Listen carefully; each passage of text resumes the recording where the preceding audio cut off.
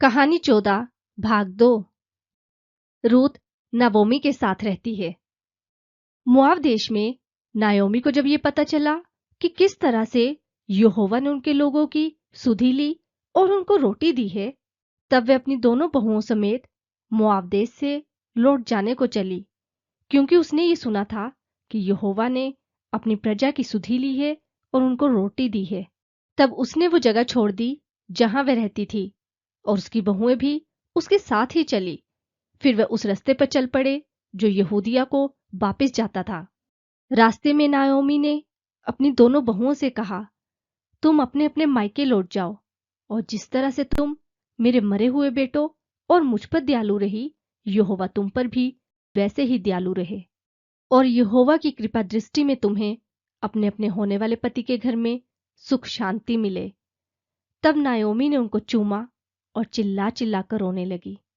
उन दोनों ने नाओमी को उत्तर दिया, नहीं, हम दोनों आपके साथ ही चलेंगे और आपके लोगों के बीच में ही रहेंगे। नाओमी ने उनसे कहा, तो क्या तुम बूढ़े होने तक इंतजार करती रहोगी, और क्या तब तक तुम शादी ना करोगी?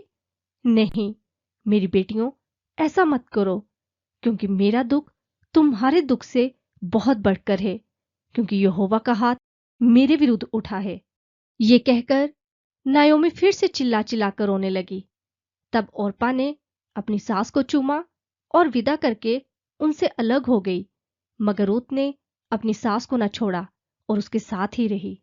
तब नाओमी ने रूत से कहा, देखो, तुम्हारी जेठानी अपने लोगों और अपने देवताओं के पास लौट गई है, इसलिए अच्छा होगा कि तुम भी अपनी जेठानी की तरह अपने लोगों के पास लौट जाओ। मगर रूत ने उसे उत्तर दिया, आप मुझे ना तो लौट जाने के लिए मजबूर करें और ना आपको छोड़ने के लिए, क्योंकि जहां भी आप जाएंगी मैं आपके साथ जाऊंगी, और जहां आप रहेंगी मैं भी वही रहूंगी। आपके लोग ही मेरे लोग होंगे और आपका परमेश्वर मेरा परमेश्वर। जब नाओमी ने देखा कि रूत का उसके साथ रहने का पक्का इरादा है, तब उसने रूत को मजबूर करने की और कोशिश न की। इस तरह नाओमी और उसकी बहू रूत मोआब देश से बेतलहम को लौट आए। उस समय बेतलहम में जौ की कटाई का समय था।